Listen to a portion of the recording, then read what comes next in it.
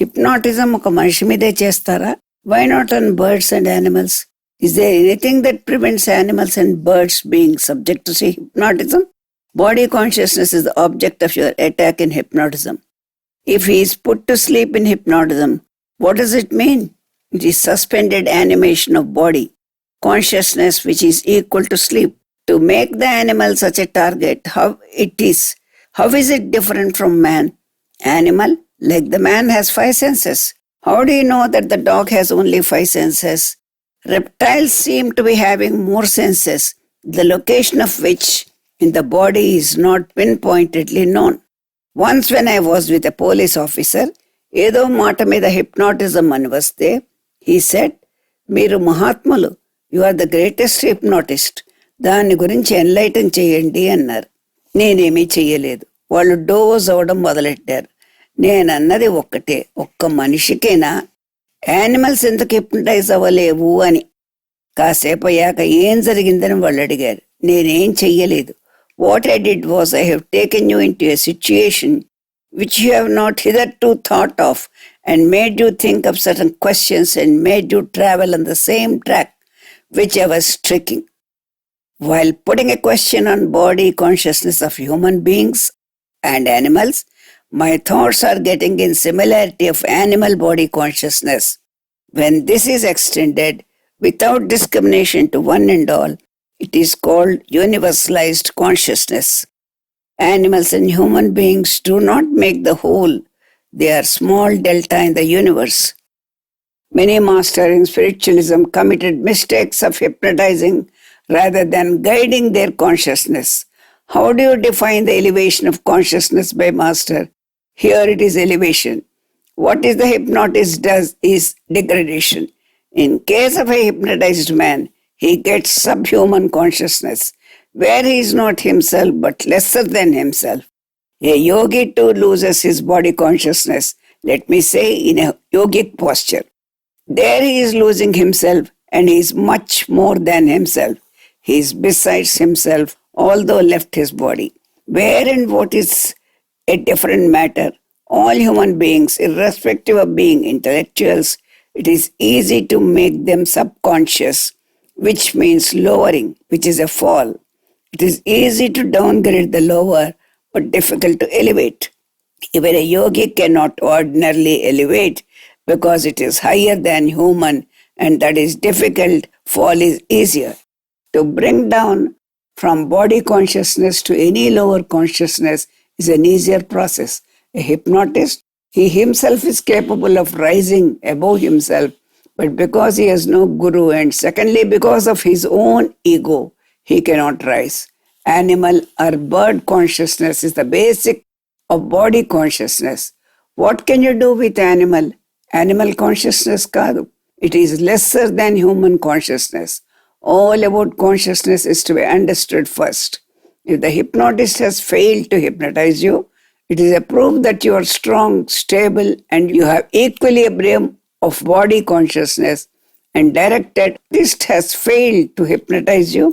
It is a proof that you are strong, stable, and you have equilibrium of body consciousness and directed upwards. He sets the greater and the operation of the gear sets your direction. If you are set, a sadhak is set in upward direction and not a common man.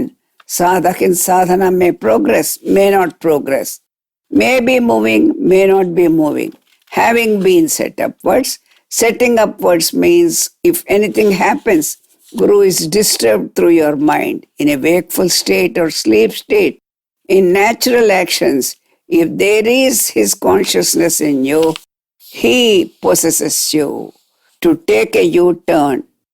This process is automatic and all the time goes on. You are not starting with the question, not the answer.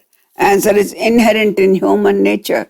On seeing the objects, questions occur, not the answer. Although the answer is known with split-seconded glance. No doubt, without counting, you said 4. But is it without questioning you?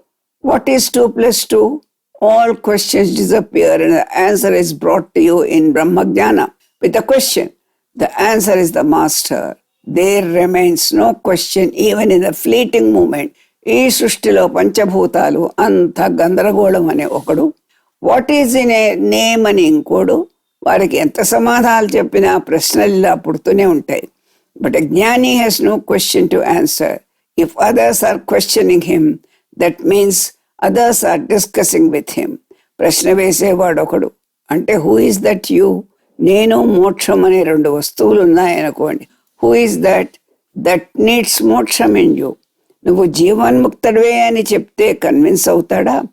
Not that master can't appreciate your ignorance while capable of ignorance. He is the answer. He lives in the answer. He does not give the answer, but he is the answer. Master is the answer to your question. ఇదే గురుతత్వం. Unless you make him answer at intellectual level, why should he answer? There are no two things with him. Question and answer. Dakshinamurthy స్థితి అది. So మహర్షి చేసేది ఏమిటి? ప్రశ్నకి ప్రశ్న వేశారు అంటే అర్థం క్వశ్చన్ని డిస్మిస్ చేసే క్వశ్చన్ వేయడం వలన ఆన్సర్ ఆబ్వియస్గా వస్తుంది. For all intellectual questions and answers both simultaneously exist. దీనికి 2+2 ఎగ్జాంపుల్. 4 వస్తువులుంటే అలా చూడకుండా చెప్పగలరా? చూడకుండా కళ్ళు మూసుకున్నా కౌంట్ చేస్తున్నాడు. ప్రపంచం అంతా ఏమిటి? చూసే చెప్తున్నాడు. మిథ్య అంటున్నాడు. తెలిసిన విషయం చూడడం వేరు. ఇల్లు ఎటుముఖంగా కట్టుకున్నారని ఎవరినే అడిగితే కళ్ళు మూసుకున్నా చూసే చెప్తున్నారు తూర్పుముఖం అని. In a split second this process takes place. Once for all the time answer must be given. Therefore, obviously, question shall not exist anymore, such that there is no reappearance of the question at all. Master ala kaadu. Question does not come to him. Master is an ocean. In it there is no wave, no ripple, even whereas your mind is an ocean full of violent waves. Every minute millions of waves were in your mind. Master has no agitation, not even a ripple. జ్ఞానిని పండితుడు అస్తమానం question చేస్తాడు, answer చేస్తాడు. Question and answer లేనివాడు పరమయోగి. అది అతడి స్థితి. Now try to imagine who is your master. Answer readily available for you. I లేకుండా చేసే ఆన్సర్ స్వాలో చేయాలి. ఆ కాన్షియస్నెస్ సృష్టి అంతా వ్యాపించి ఉంది. హిప్నటైజ్ చేశాక తర్వాత తిరిగి వాడు బాడీ కాన్షియస్నెస్కి తీసుకొస్తాడు. Thanks to his incapability. Mantra విద్య అంతా ఇలా ఎక్స్ప్లెయిన్ చేయవచ్చు. సౌండ్ ఎనర్జీ వెనక ప్యూర్ ఎనర్జీ, దాని వెనక కాన్షియస్నెస్, అలా ఎక్స్ప్లెయిన్ చేయవచ్చు. బాడీకి సిక్నెస్ వచ్చింది, సఫర్ అవడం అనుకోండి. How and why he remains unaffected by suffering? దీని సీక్రెట్ ఏమిటంటే బాడీలో ఉండే టోటల్ సఫరింగ్ బాడీలో కూడా ఉంటే సఫర్ అవుతాడు. His all is not suffering. అదేమిటో అర్థమైతే బాడీ కాన్షియస్నెస్ లేని సమయంలో అసలు సఫరింగ్ లేదు. విల్లింగ్ డెలిబరేట్ సఫరింగ్ ఉంటుంది. విల్లింగ్ అయితే విల్లింగ్గా సఫర్ అవుతాడు, డెలిబరేట్ అయితే డెలిబరేట్గా సఫర్ అవుతాడు. ఒక షేడ్లో అయితే అంతే, టోటల్ బాడీలో ఉంటే అంతే. సఫరింగ్ అంతా volition at will. If the lever is to be operated by you, you have mastered. If somebody is operating the lever, we are getting subjected to that. A man who knows the question is not capable of earning the answer. Only the answer is capable of earning the question. He is the answer. Therefore, the question evaporates like water in heat. In the presence of master, question must evaporate like water. To whom is the question? To the querist. When does he get the question? If the disciple applies himself to master and exposes like bright light, questions go. Question is near avidya and other thing. Such an exposition before the master should at least be slow process. Thus processed, samskaras coming to the surface are going away. Ultimate question povali. Normally for a finished product, receiving the answer and enlightenment anta kshanamlo jarugutundi. Master mundu వాటర్లా evaporate అవడం అన్నది స్లోగా అయినా ఉండి తీరాలి. What is master conscious of any time అంటే all the time he is conscious of himself, conscious with reference to surroundings to.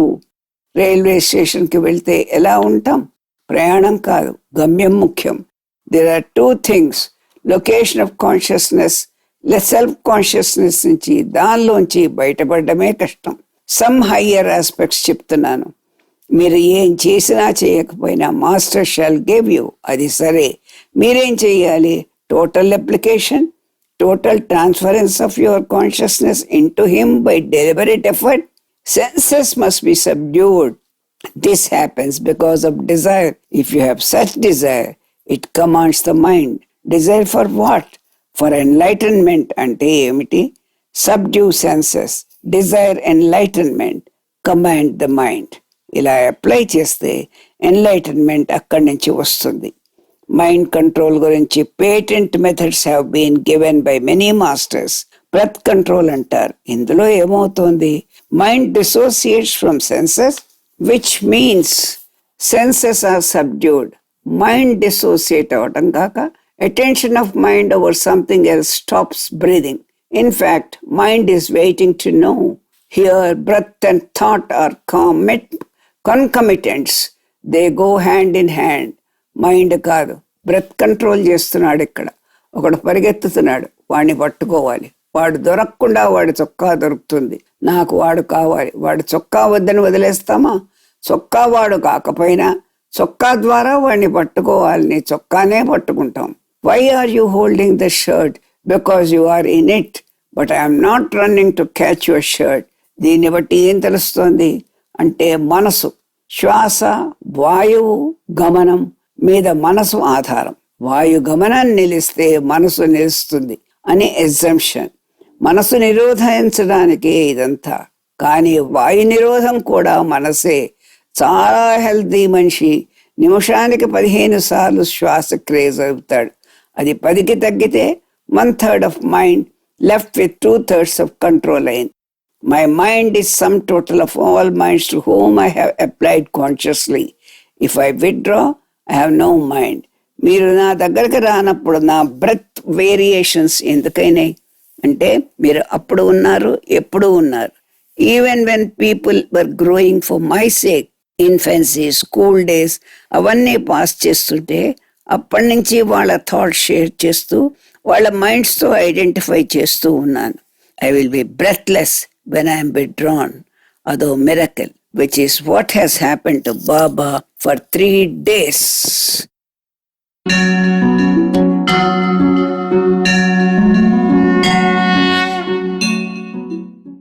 The evil forces. నేను శారీరకంగా మానసికంగా అనుభవిస్తున్న బాధ అనూహ్యం. అది ఏదో ఒక చోట ఉన్నాం, ఏదో ఒక కాలంలో ఉన్న 10 మందికి సంబంధించినది కాదు.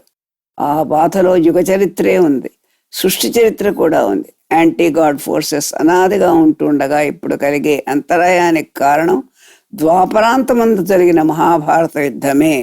అర్జునుడు శ్రీకృష్ణుడు ఆజ్ఞ లేకుండా సైంధవుణ్ణి సూర్యాస్తమానం అయ్యే ముందు చంపుతానని, లేకపోతే తను ఆత్మహత్య చేసుకుంటానని ప్రతిజ్ఞ చేశాడు. కానీ సైంధవుడు మహాతపశ్శాలి. అతన్ని చంపడానికి అంత సులభ సాధ్యం కాదు.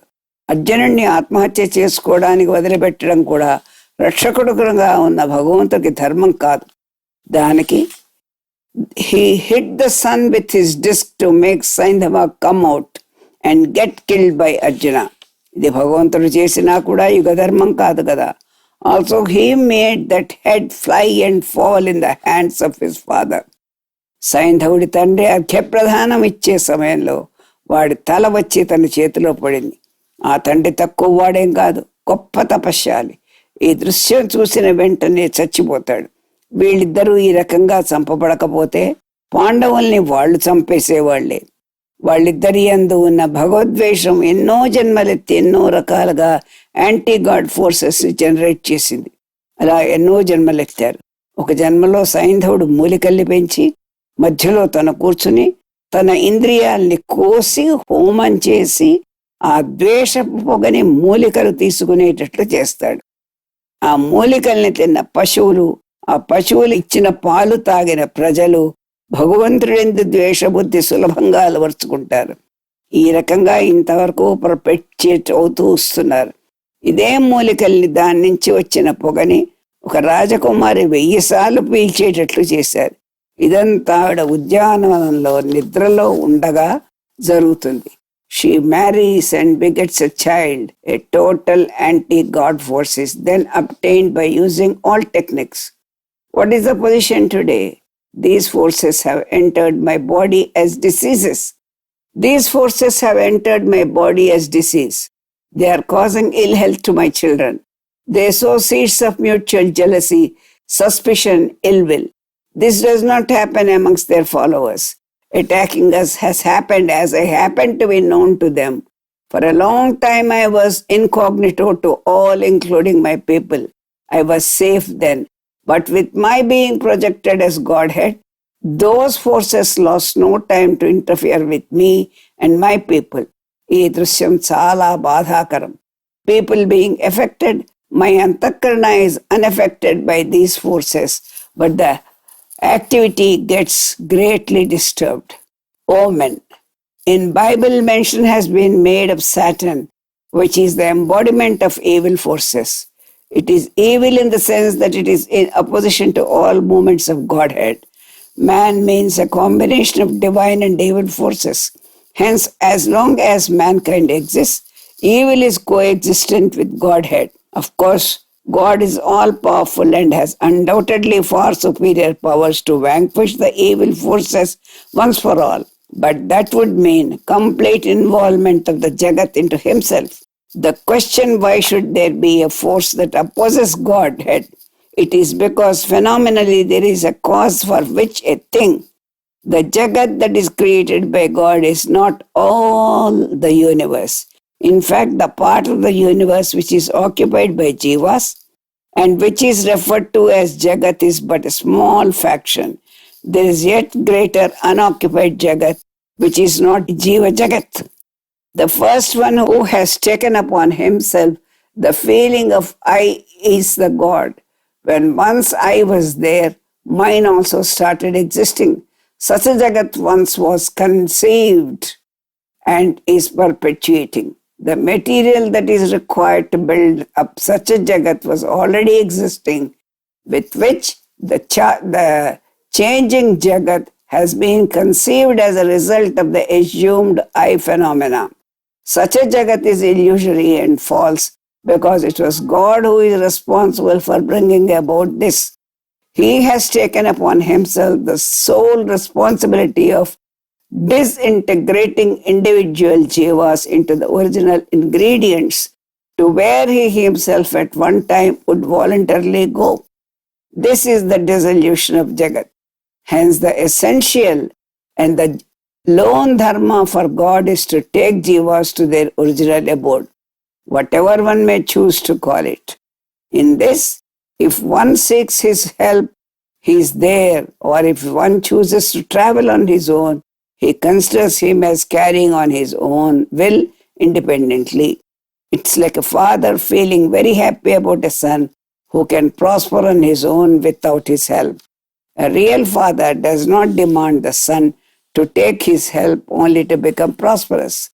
The knowledge about all this can be acquired when God gives. He is all-powerful. He only gave this knowledge to Kashyapa Prajapati, who was a chosen architect for his Jagat. Kashyapa was only visualizing the Jagat coming out of him, not knowing the real cause for it. Hence, on his prayers, this was told that he himself stood as his guru to guide him to transcend such a Jagat. To follow this path, obviously, one must grow sufficiently to self-competency. The second is yet another safer way is to depend on him solely and aim at merging in him. When he dissolves himself into his own primordial cause, he takes the jiva with him on a non-returnable basis with the fundamental elements. Till then, he would be merged in him with no need to come back with this Jagat. It was the path that Kashyapa's mother was told to her. It was told. To her he was God, and that is Bhakti Marga. It is for this reason that there has been a doubt whether God is Nimitta or Upadana Karana or both. This obviously depends on the path in which one is traveling. In Bhagavata philosophy, he is both. Accordingly, in such philosophies like Sankhya, God is Nimitta Karana, but it cannot be forgotten that He only is the giver of this knowledge. He only is chosen to be Guru in the Jagat, to walk into the primordial cause, which is His only Dharma. The Asuric cult, while knowing this fact about the pre-Jagat Tattvas, have not only rejected God but also are opposed to God's Dharma of seeking salvation. If they seek salvation, then automatically they are not opposed to Godhead, even if they discard it. This is due to ignorance. How can they deny about themselves being the product of God? Because they are part of His creation. God can do whatever He wills. He may give them powers or withdraw them, or destroy their intellect or remove anything from them when they are so much interfering with the followers of God's Dharma. He takes it upon Himself to repair them and suitably mend, even if it means withdrawing them from the scene of Jagat for one or a few janmas. Hence, mere discarding of Godhead is not adequate, but the attitude with which this is done makes all the difference between philosophies like that of Sankhya and Asuri cult. While both are aware of the primordial cause and Mula Tattvas, the former is seeking his own disintegration while the other wants to be in God's Jagat but remain opposed to Him. It is for this reason, phenomenally speaking, the Asuric forces always coexist with the divine Sambhavami, divine forces. Otherwise, where is the necessary for God to say Sambhavami Yuge Yuge? For the one who is in Bhagavata philosopher, the protection of Godhead against Asuric forces is always there, while the one setting aside Godhead is devoid of such a protection, while both are exposed to Asuric forces. In the course of running Jagat, it has become difficult for jivas depend on the Godhead, especially when they are ignored of its very existence. They needed a tangible proof of the one who can protect them and guide. Hence, it became necessary for the coming of Guru cult. The Guru Tattva has to make itself available to yet another similar form as himself for a man. It became like one leader taking a following with him. It should not be forgotten that the fundamental conflict is not between religious but between Asuric and divine forces. All of you might have noticed that hurdles used to pop in various ways wherever I was speaking to you about truth. There are many things have been left with loose ends only to be linked up and knit into a single close network. Some times ago, I had some discussions with Vishwanatha Satyanarayana. Later, after a few years, he has written a series of books, stories with the title Bhagavantanpai Paga.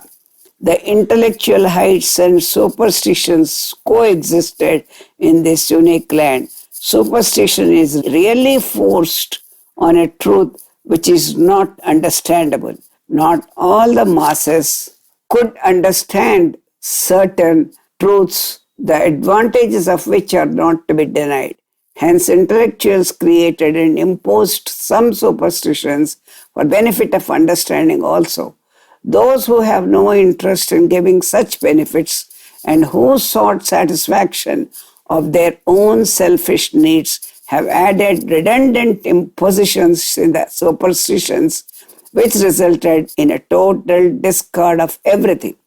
Consider, for example, during here eclipse time, impositions have been made to perform some religious rites, since it is known to them that such a period is really very precious and any meditation or prayer would be helpful for the individuals for their salvation. For this, prohibitions have been made regarding eating, with impositions being made to such an extent, any foodstuff will be exposed to evil results and so on. All this was to prohibit them from mundane involvement like eating or even cooking. To this, if an amendment is added that a blade of grass, a grass dharba, to this, if an amendment is added that a blade of grass, darbha, is placed in the foodstuff that protects it from the evil, it is naturally exposed to a challenge by an intellectual who visualizes fraud in it. This has resulted in a total discard of earlier imposition also. Can those who have touched such intellectual heights as predicting very precisely the equinoctial change in zodiac and also in its rate of change, impose for nothing such superstitious dictum to avoid eating and indulge in prayers? Not giving due regard to them, the critics have gone to such an extent as to scoff at these prayers being directed to save the sun for humanity from the evil of snakes swallowing it. They have no intentions even to sit and listen to the one who is prepared to explain the basis for these superstitions. It is but redundant to explain to such close-minded personalities.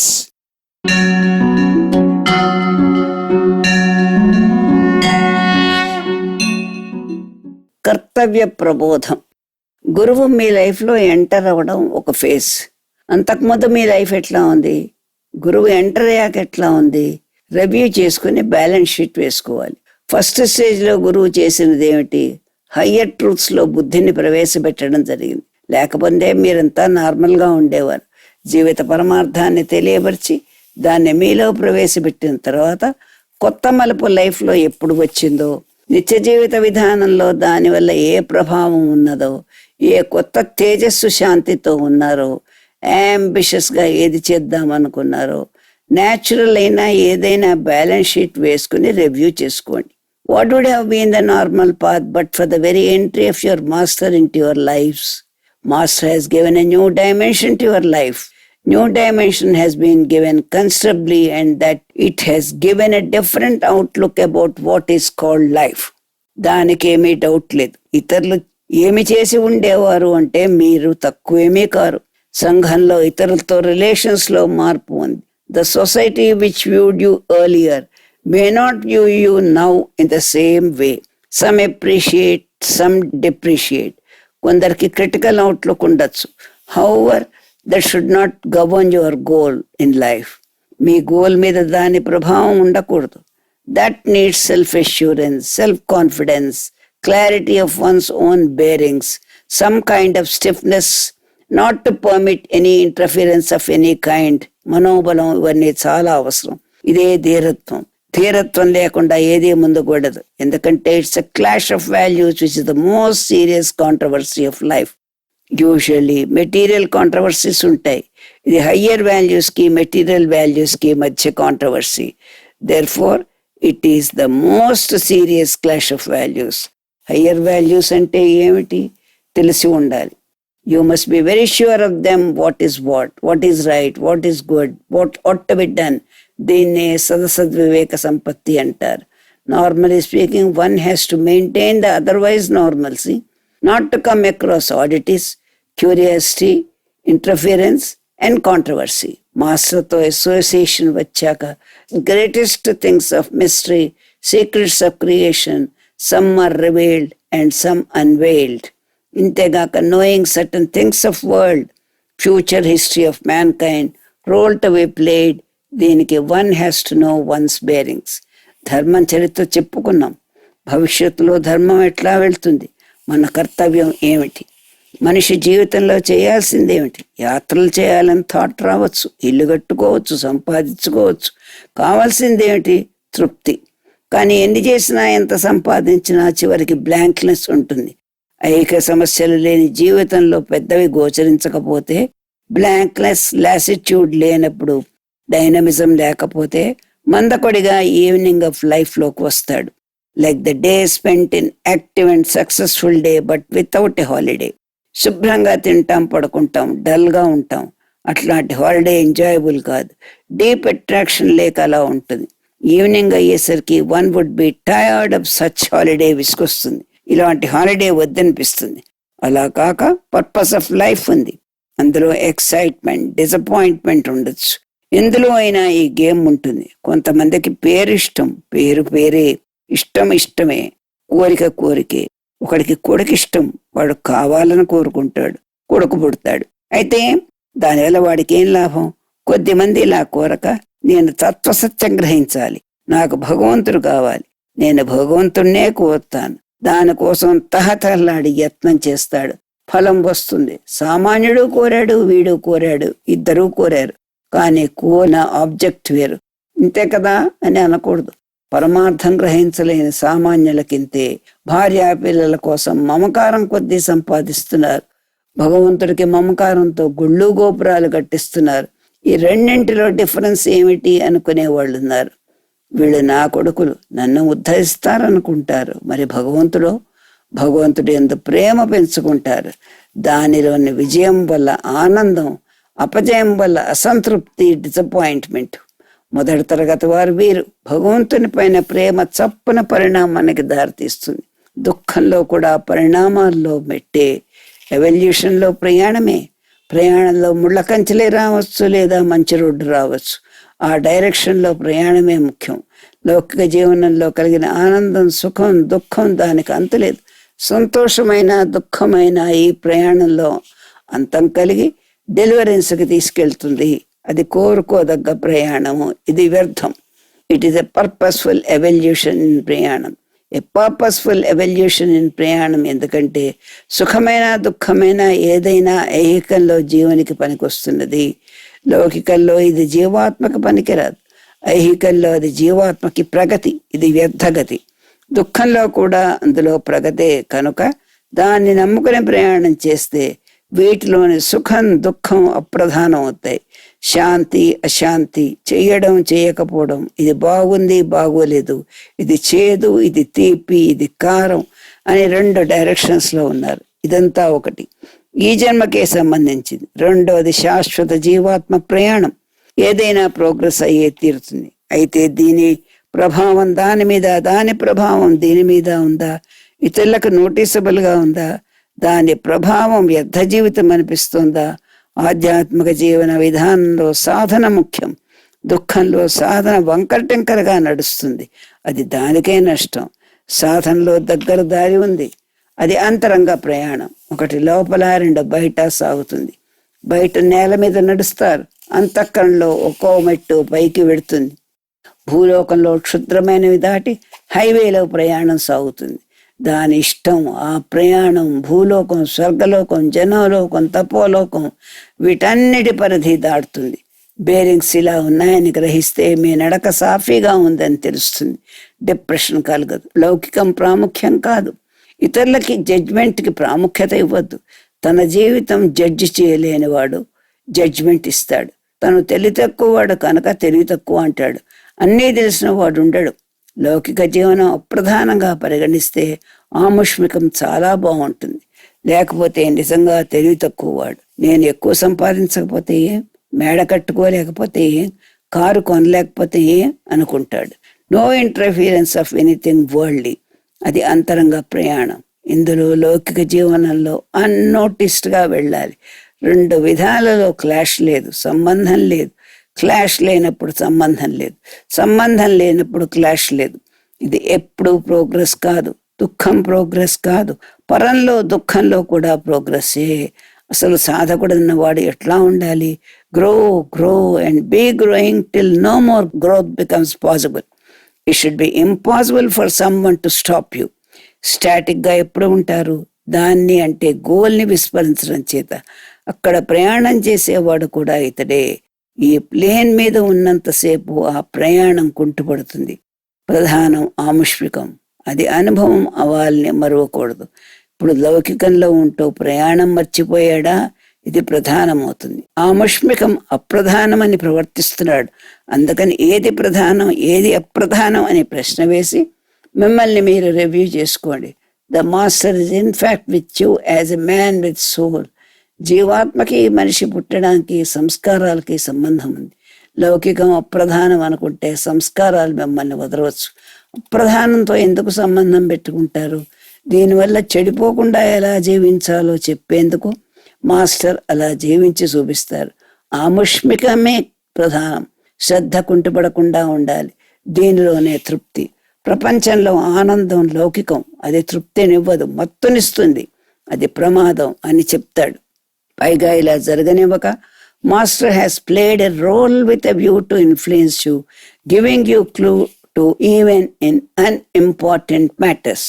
లౌకిక జీవనంలో అది effect కాకుండా మీతో కలిసిమెలిసి ఉండడం, ఉండకపోవడం, దాని మీద ఆముష్మికం కనపడదు. ఆముష్మికంలో ఎప్పుడూ ఉండి అది ఎఫెక్ట్ అవ్వకుండా ఉండడం. ఇందులో మాస్టర్ లేని లోటు ఉండదు. మాస్టర్ లేని వాడి మహాప్రస్థానం ఎఫెక్ట్ అయిందని తెలుస్తుంది. అప్రధానంలో కూడా మాస్టర్ ఉంటాడు. సుఖము, దుఃఖము, సంఘము, డబ్బు ఇతని వల్ల ఎలా ఇన్ఫ్లుయెన్స్ అయ్యారు, అతడు చేసిన చర్చలు, బోధలు అవే చాలు. ఈ సిచ్యుయేషన్లో నా మాస్టర్ ఎలా చేశాడు అన్న థాట్ చాలు. అతడు ఎలా జీవించాడు, ప్రతి సిచ్యుయేషన్లో గురువు ప్రవర్తన, ఇవి గ్రహిస్తే చాలు. రైట్ అండ్ రాంగ్ గ్రహించాలి. అతని దయ, బోధ మీలో ఉంటుంది. లౌకిక జీవనంలో అతడు దుఃఖము, సుఖము ఎలా అనుభవించాడు, ఇది ఎంత అబ్జార్బ్ చేసుకుంటే అంత తృప్తి. దుఃఖంలో కూడా అతన్ని మరువరాదు. దేని మీద వైముఖ్యం ఉండాలో నిత్య జీవితంలో ప్రతిబింబించాలి. ఐహికం మీద శ్రద్ధ పెరిగి లౌకికంలో ఉంటూ అది రిసీడ్ కావాలి. అది right attitude.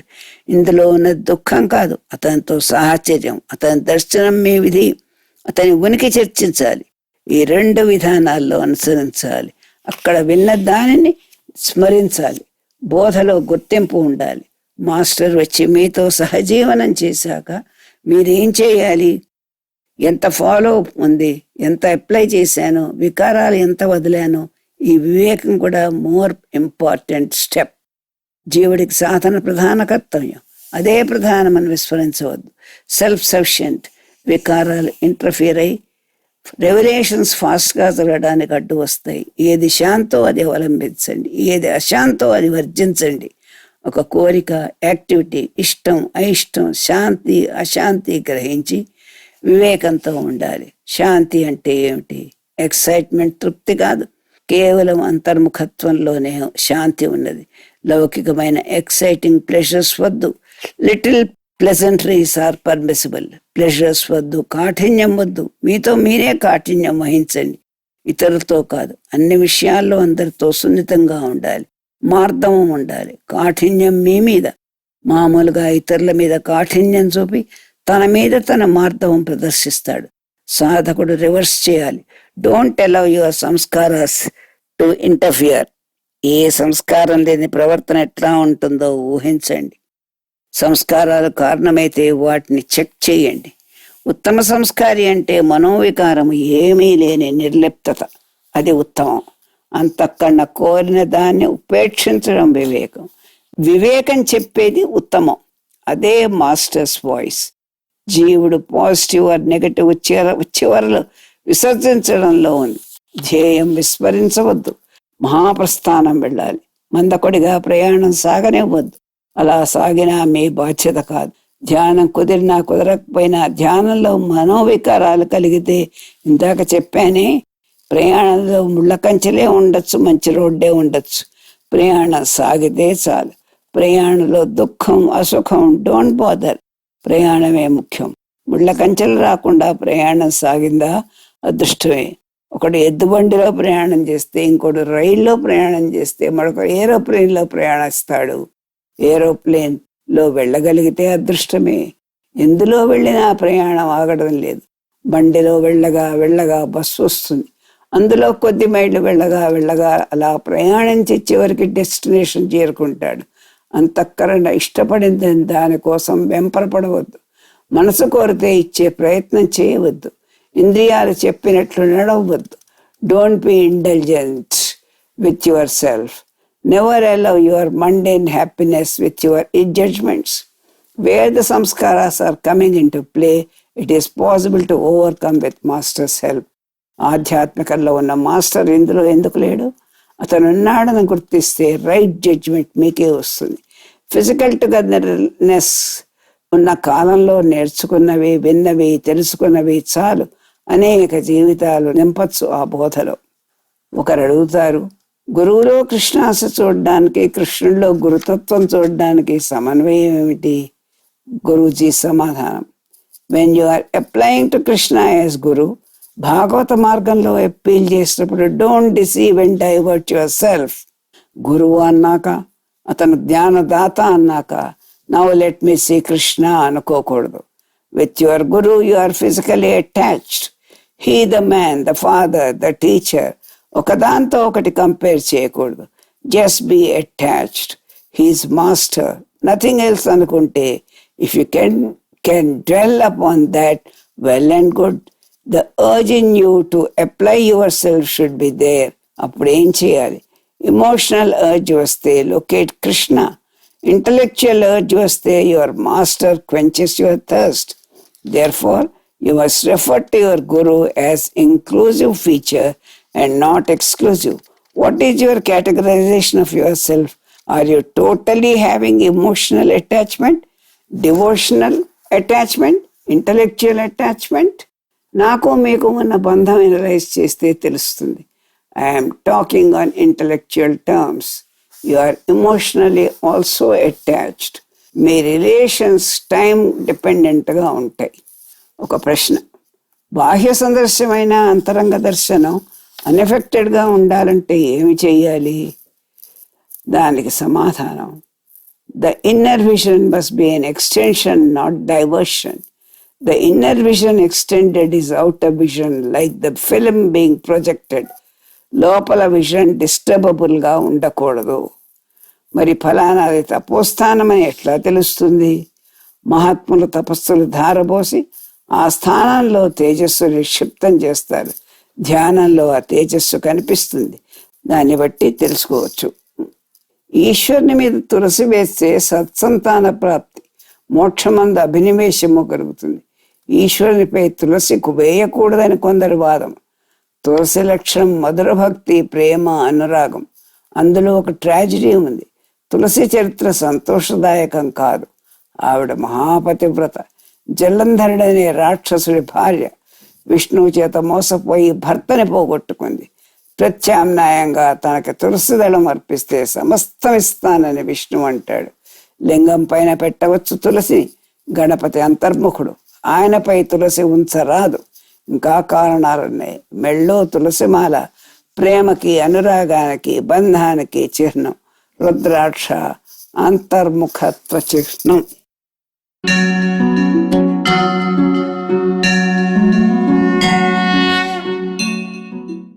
యోగారూఢత్వము. Evolution means from birth to death. So-called growth too is towards death. 1 year child is growing, which means the child is getting closer to death. Unless the man is growing younger, there is no growth.